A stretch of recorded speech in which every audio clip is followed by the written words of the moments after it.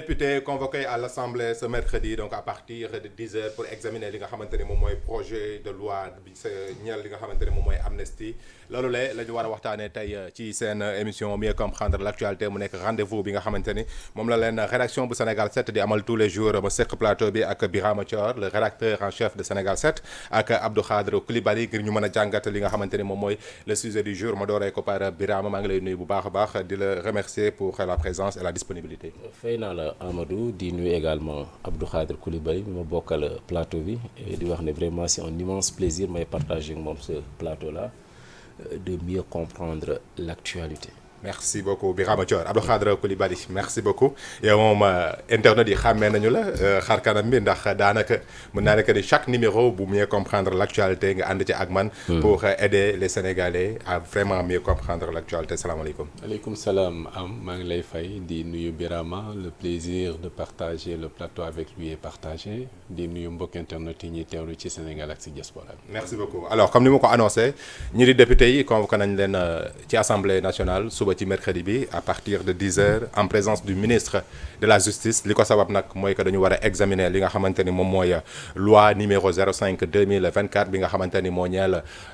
loi d'amnistie loolu laa bëgg ñu taxaw ci ñu ngi ko doon wax sur les précédentes émissions que ni bi ñu acté li nga xamante ni moom mooy projet bi jébbal ko président assemblée nationale kii di président assemblée nationale ñu yóbbu ko tamit ci commission yi ñu jàngat ko donc fi mu toll nii yegg na ci phase boo xamante ni mooy phase cappaandaw gi on peut dire n'est-ce pas Birama yow mi nga xamante ni yàgg nga teewee vote des lois foofu la ca assemblée nationale une question mooy suba ana lan la ñu mën a xaarandi foofu la ca assemblée nationale ci séance plénière bi. très bien Amadou xam naa ne suba moom ce sera une journée carrément décisive parce que déjà comme tu vois coow li commencé na tàmbali na depuis bi président de la République pardon annoncé le projet de loi d'amnistie et puis amnistie bu ñu ko waxee comme précision bi ñu ci war a def mooy du ñu amnistie ay nit mais ay faits. je pense que précision boobu li ñu koy dégg bëri na. ay faits la fourchette de temps bi également dafay compter peut-être ñu ngi doon xaar mu nekk fourchette bu gën a yaatu. jëlee ko peut-être 2019 à la veille ou bien au lendemain de la présidentielle mais li ñu gis mooy c'est à partir de 2021. 2021 ba 2024 te booy xool 2021 boobu on peut même dire que c'est une année fatidique parce que 2021 boobu daanaka ci le bouillonnement espace politique bi commencé avec l'affaire Ousmane Sonko ak Adji Sarr muy une affaire de viol présumé fi mu mujjee gis nañ ko président ne nag léegi day jël un projet de loi ñeel mbirum amnistie qui va donc concerner cette fourchette de temps là donc de 2021 à 2023 2024 autant pour moi député de la commission des lois de l'Assemblée elle s'est réunie naturellement aujourd'hui donc jàll na texte bi li des mooy comme ni nga ko waxee suba ñu dem ci plénière après plénière yi les débats vont s'ouvrir la liste des orateurs gars yi ñu war a wax àddu ci donc l'Assemblée ak ni mu bindoo je pense que les positions seront plus ou moins claires à partir de demain entre les groupes parlementaires yi nga xamante ne ñoom ñoo c'est que assemblée bi mooy le groupe parlementaire Yewwi Askan Wi te mu bokk ci groupe parlementaire yi gën a ràññeeku ci 14e législature bi du point de vue donc de sa composition boo xalaatee ku ci mel ni Guy Marius Sagna Abass Fall à chaque fois c'est des gens quand même bu ñu jëlee kàddu ñëpp leen di déglu donc courage bi ñuy waxee arñi beeg tout ça à côté également y a un autre groupe parlementaire wàllu bi nga xamante ne tey jii nii Mamadou Lamine Thiam moom moo koy piloté au niveau de l'Assemblée nationale en tant que président waa PDS en tant que président de groupe parlementaire Mamadou Lamine Thiam il y a également un autre groupe parlementaire donc qui se dit être la majorité muy Benno Bokk Yaakaar donc après demain qu'est-ce qui va se passer bu ñu xëyee suba teel nañ leen jox texte yi ñu lire ko en tout cas kenn ku ci ne jéem a xam en tout cas prendre langue avec le texte jéem a xam exactement lan lañ ci wax mais li ñu gis ci exposé des motifs bi depuis hier mooy que li ñu war a amnistier ci ay faits dafa leer mooy donc ay faits yoo xam ne day concerner des affaires correctionnelles wala des affaires criminelles booy xool ci Ousmane Sonko parce que ñu bëri biñ ne sax amnistie xel yu bëri si moom la dem parce que on dit que peut-être ce texte là président de la République da koy soumettre justement pour mun a régler affaire Ousmane Sonko donc l'un dans l'autre muy affaire criminelle muy affaire correctionnelle concerné na ko parce que bu ñu ne affaire criminelle c'était avec Adji Sarr gis nañ fi mu mujjee mais bu ñu ne affaire correctionnelle également mooy affaire Mame Mbaye Niang donc mu nekk loo xamante ne donc suba mën nañ am yaakaar ne balaa heure bii nii wala donc un peu plus tard dinañ ci gën a am lu leer. donc yaakaar nañu que ni loolu noonu yëpp mën nañ ko tëxañ ci benn bés donc suba foofu la ca assemblée nationale donc c'est à suivre sur Sénégal 7. merci beaucoup Birama Thior donc ci leeral yi lay Abdou Khadre dégg nga Thior fi nga xamante ni fa la àddoo bi ñu gisee loi bi depuis ñu commencé ko wax ak coow li nga xamante ni moom la jur prise de position yi ñi d'accord ci ñi d'accorduñ ci est-ce que loolu la aussi nekkul mooy li nar a xew aussi suba assemblée est-ce qu'on peut s'attendre à un débat alléchant entre ñi nga xamante ni ñoom ñooy les différents groupes parlementaires ak yenn députés yi nga xamante ni Birama Thior cité na leen léegi la ñu leen di xaar bu baax a baax par rapport quand même à cette loi bi nga xamante ni y a beaucoup de choses à dire comme ni ñu koy waxee fan yi nii yëpp donc suba débat bi naka nga koy imaginer lan nga jàpp est-ce que dafay nekk continuité ci espace public bi médias yi ni ñu koy déggee wala jàpp nga ni que ni mën na nekk loo xamante ni facilement soit ça passe soit dañu koy rejeter. Bon, évidemment c'est l'Assemblée nationale c'est le Sénégal en miniature. Donc li nga xam ne mooy xew généralement dans l'espace public moom mooy xew la plupart du temps à l'Assemblée nationale. Maintenant division bi nga xam ne moo am au sujet de la loi. Mais effectivement, moi je crois que demain, dinañ ko constater au niveau de l'Assemblée nationale, surtout durant les débats.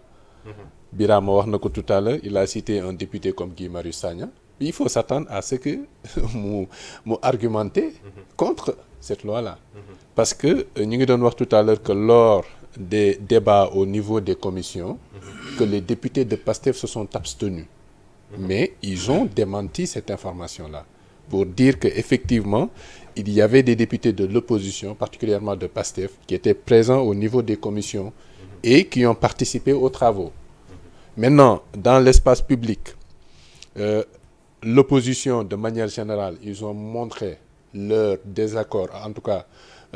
montré que ñoom d'accord uñu ak loi d'amnistie bi. ñu ngay wax d'accord uñu, mais am na si ñoo xam ne pour ñu prononcer aussi d'une manière claire ba tey amagul. Ce qu'il faut attendre mooy il y a l'exposé des motifs. Définir nag clairement lan mooy nature loi bi ak lan la prévoir ak lan la prévoirul. li muy viser pour baale ko wala pour effacer ko mooy les manifestations yi nga xam ne dafa am ay des qualificatifs yoo xam ne c'est des qualificatifs criminels et délits. Non pas délit. Criminel et correctionnel. Tu vois donc loolu bu ñu ko waxee c'est-à-dire que ñi nga xam ne jot nañ leen arrêté yëpp lors des manifestations entre 2021 et 2024 précisément au 25 février 2024 ñoom dañ ciy bokk mais il y a le cas bi nga xam ne ñëpp dañuy xaar ndax dina ko concerner wala du ko concerner. muy le cas Ousmane Sonko. donc ci loolu sax d'ailleurs ci la ñuy jeexalee muy nekk le deuxième et dernier point de mieux comprendre l'actualité parce qu'aujourd'hui quand même le débat qui se pose gis nañ tey bu ñu xoolee la une des journaux ñu ci bari ils ont parlé d'éligibilité de Ousmane Sonko qu'en est-il exactement est-ce que loi bi la dafay rendre ki nga xamante ne moom mooy Ousmane Sonko son éligibilité ba bu génnee mu mën a nekkaat candidat si toutefois dañuy reprendre li nga xamante ne moom mooy procédure électorale bi parce que yooyu yëpp aussi ay supposition la wala aussi ay option la yoo xamante ni mën nañu koo xaarandi donc Birama ci côté boobu rek fi mu toll nii ci commentaire yi laay ñëw aussi en tant que sénégalais am nga aussi xëy na sa lecture bi nga xamante ni am nga ko par rapport à cette situation mais surtout le cas Ousmane Sonko ak ni ñu koy waxee Ousmane Sonko bientôt libre Ousmane Sonko à nouveau éligible waaye aussi Ousmane Sonko bi nga xamante ni mën na nekkaat candidat si toutefois on reprend le processus lu ci sa xalaat. Très bien xam nga si on prend le président de la République mi nga xamante ne moom moo am initiative projet de loi bi si on le prend au mot Ousmane Sonko war na mën a bénéficier wu ci projet de loi bi parce que bi muy évoquer le projet de loi il a parlé de réconciliation et de pardon. Donc cohérence pour cohérence réconciliation et pardon nga dugal un projet de loi d'amnistie justement Abdou Khadre pour mun a libérer ñi nekk dans les liens de la détention te loolu bu ñu ko waxee le plus souvent on ne pense pas aux délits mineurs wala les citoyens lambda ñi nekk dans les liens de la détention mais on pense quand même à des ténors de l'espace politique comme Ousmane Sonko comme Bassirou Diomaye Faye donc ce serait très regrettable quand même que ñu dem ba ca cappaandaw ga ñu ne adopté nañ le projet de loi à l'Assemblée nationale, ce qui est fort probable suba bu ñu xoolee disposition Assemblée nationale ni mu bindoo ak proximité bi am si ñaari groupe parlementaire yi mooy Benno Bokk Yaakaar ak Wallu. Donc il est fort probable que la loi passe malgré donc le fait que on a vu quand même une frange de l'opposition parlementaire rouspéter ça et là. Donc si ça passe et ça concerne, comme ni ñu ko waxee dans l'exposé des motifs, des faits correctionnels ou bien des faits criminels, donc comme ni ñu ko waxee sànq, l'un dans l'autre dafa war a concerner directement kii di Ousmane Sonko. Maintenant on a vu donc des analystes politiques ou bien des juristes dire que évidemment mën na concerner Ousmane Sonko. Donc à partir de ça, su fekkee la loi a été adoptée à l'Assemblée nationale, mën na am li ñuy wax une liberté génn comme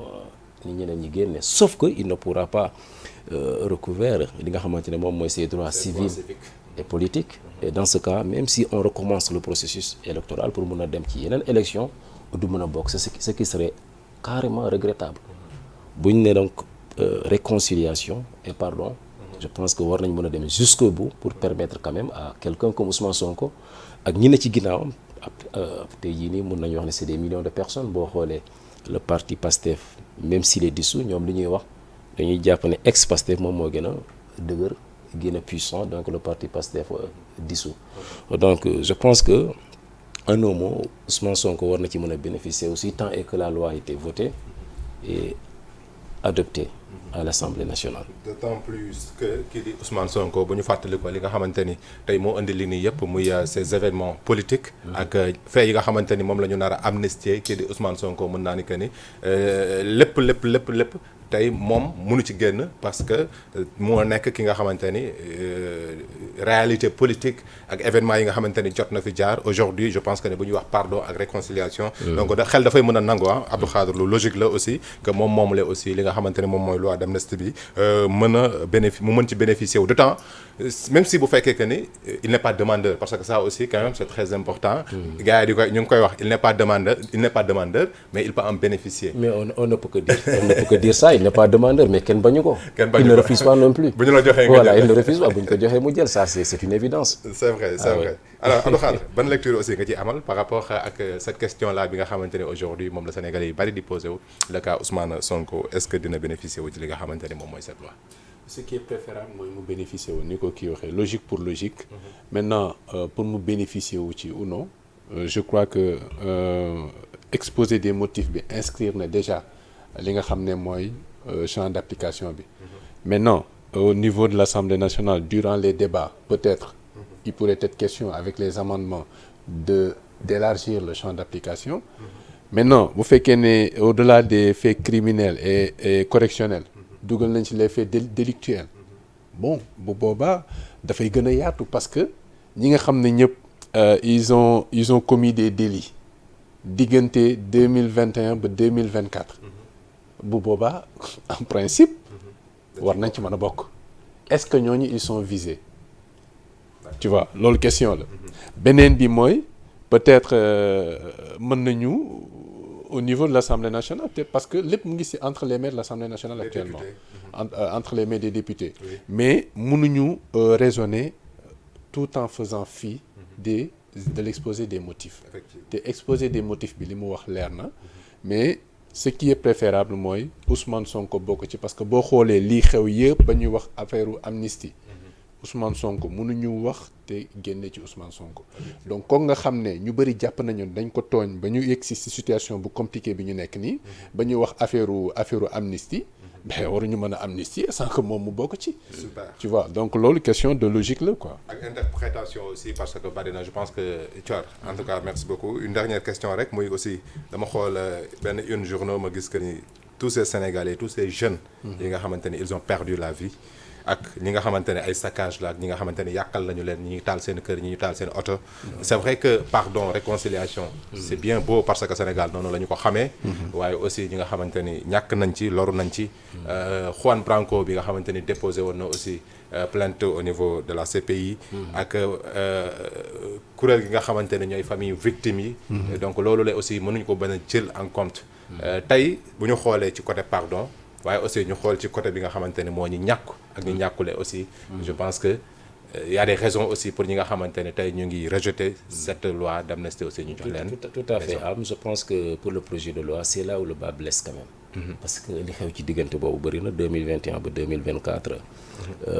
en termes de dégâts collatéraux. ci manifestation politique yooyu saccage yi université temple du savoir ay grenades comment dirais-je encore des cocktails molotov yi ñu largué ci ay bus. am ci ñàkk seen bakkan je pense que tey jii ku ne affaire bi franchement dañ ci war a dem sans ñu jéem a def ay introspection c'est parce que amoo membre de famille bu ci ñàkk bakkanam moo xam frère la sœur oncle ak ku mu mënti doon. donc en principe man je voudrais même apporter cet éclairage là loi bi d'accord ma ci sauf que nag mënuñ ci dara le président prérogative am la comme ni mu amee prérogative jël décréter jii nii gracier et détenu mais puisque nous sommes dans une république la chose publique li ñëpp bokk. Il y a ce qu'on appelle les pouvoirs qui sont là et qui en principe doivent être séparés. On parle du pouvoir législatif, judiciaire et du pouvoir exécutif. Donc c'est la clé de voûte des institutions, le président de la République mais moom en tout cas prérogative boobu pour mun a jël un projet de loi dugal ko à l'Assemblée nationale li ñuy xaar rek. te muy sax appel boo xam ne dama koy lancer les députés ñi fa nekk parce que am na benn modèle de courage boo xam ne conseil constitutionnel wane na ko bu yàggul dara ñu jël seen courage à deux mains xam ne c'est l'exécutif qui soumet un texte à leur appréciation mooy le président de la République ñoom ils ont la possibilité bu ñu juger nécessaire bloquer ko ñu def ko parce que nag c'est pas la première fois quand même dans cette législature là mooy 14e législature bi le président de la République di introduire un projet de loi defoon nañ ko bu ñu fàttee l'article 87 jaar na fi objectif bi lan la woon pour dissoudre Assemblée nationale jour boobu j'étais à l'Assemblée nationale même les députés de Benno Bokk Yaakaar ont tellement rouspété jusqu'à ce que le président était obligé même de retirer le projet de loi avant que mu yegsi ci pencum ndaw réew mi donc ils ont encore ce pouvoir là de le faire demain mais tout dépendra ñoom ci seen calcul parce que nag c'est politique soubassement loi bi politique la su fekkee ñoom demee nañ ci approche politique il va sans dire que la loi va passer et la catastrophe ce sera quoi tout ça dont vous venez de parler sera passé par perte de profit et ça serait regrettable. Tout ça pour rien. Merci beaucoup. Birama Thior Abdou Khadre dernier mot par rapport ak li ma évoqué léegi tey un petit commentaire bu fekkee que ne loi bi dañ ko nar a voté bu ñu xoolee aussi leneen ak leneen li nga xamante ne sénégalais ñu ngi koy wax et d'une part aussi ils ont raison dem naa sax bay poser sànq benn question moo ñëwaat daa ko téye muy xanaa nag bu boobaa bon c'est vrai que ni mënu ko réparer mais nañ leen dédommager te même bu ñu leen dédommager aussi. dédommagement am nga baal ma xaadir dédommagement mënatu cee am. on va tout droit su fekkee adopté nañ ko vers l'oubli nekk fii sax di ko fàttali ko waar sax yooyu. ci amati parce que le texte est clair. mais oui pour le pardon mais c'est vrai que oubli mais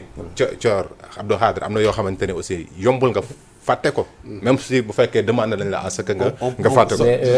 la réponse de Pape Jean-Paul II à la réponse du Sénégal à l'église mooy avec l'esclavage oui pour le pardon mais non à l'oubli. Il y a des choses yoo xamante ni on n'oublie pas il y a des choses yoo xamante ni c'est pas facile aussi à oublier vraiment. mais quand on parle de réparation am. loolu mi mu mënoon am ci kaw ñu dem jusqu'au bout et c'était en justice. mais exposé des motifs bi lu mu wax ci lu ñu jugé ak lu ñu jugé gu. fu dëgg amagul aussi tamit c'est vrai que bon man je crois que le président de la République lors du dernier conseil des ministres il a parlé de dédommagement nañu fexe ba en dépit de du projet de loi d'amnistie nañu fexe ba nañu dédommager ñi nga xam ne yàqule nañu ci wala ñàkkale nañu ci yaa ngi wax tout à l'heure ay cas yu ñu def ay magasins yu ñu yàq ay universités ñu kii et les vies qui ont été perdues. C'est la question que je voulais poser justement. léegi beneen bi l'exposé des motifs a en partie réglé cela. xam nga ci fan. l'article 3 de l'exposé des motifs nee na l'amnistie ne préjudicie pas aux droits des tiers. texte ci mu wax ci l'article 5 il est interdit à tout magistrat ou fonctionnaire de rappeler et de laisser subsister sous quelque forme que ce soit dans un dossier judiciaire ou de police ou dans tout document officiel les condamnations déchéance exclusion incapacité de privation et privation de droit attachées à la peine effacée par l'amnistie sauf disposition prévue à l'article 3 de la présente loi. Article 3 bi qu'est-ce que ça signifie ñu ne l'amnistie ne préjudicie pas aux droits des tiers, c'est-à-dire que bu fekkee ne man am naa magasin un magasin Auchan m'appartient lors des manifestations ñu yàq ko man ma gis ay suspects mu leer ma ne ñii ñoo ko yàq ben je peux rester en justice loi d'amnistie bi mënul am benn incidence sur mais la faisabilité oui la faisabilité c'est à la justice c'est à la justice d'apprécier mais ce qui est inacceptable mooy loi d'amnistie bu amee c'est vrai les faits dañ koy effacer mais du ñu effacer lépp yow imaginons nga am sa benn business tu l'as monté à coût de par exemple 10 milliards exemple lépp ñu ñëw yàq ko une loi d'amnistie passe par là tu perds tes 10 milliards xel est-ce que mën na ko nangu. en tout cas c'est la forte probabilité. dana wax c'est vrai que c'est le débat actuellement bi nga xamante ni moo occupé médias yi aussi ci place publique yi sénégalais yi moom la ñuy waxtaanee Birama Thior donc demain inchallah ce sera à suivre sur Sénégal 7 séance plénière bi nga xamante ni suba à 10h donc député yi war a dem wuy ci devant le ministre de la justice bi nga xamante ni moo war a défendre projet de loi boobule ana lan moo fa nar a jógee donc inchallah suba dañ ci am lu ci gën a leer merci beaucoup ça a été vraiment un plaisir. Birama Thior merci gërëm nañu la bu baax a baax Birama. Merci beaucoup. ayca yéen tamit gërëm nañu leen yéen doon teewlu merci à la régie à toute l'équipe technique c'était votre émission mieux comprendre l'actualité tey ci mardi bi joxante dig daje incha allah ëllëg ci beneen numéro ñeendo ak jàmm.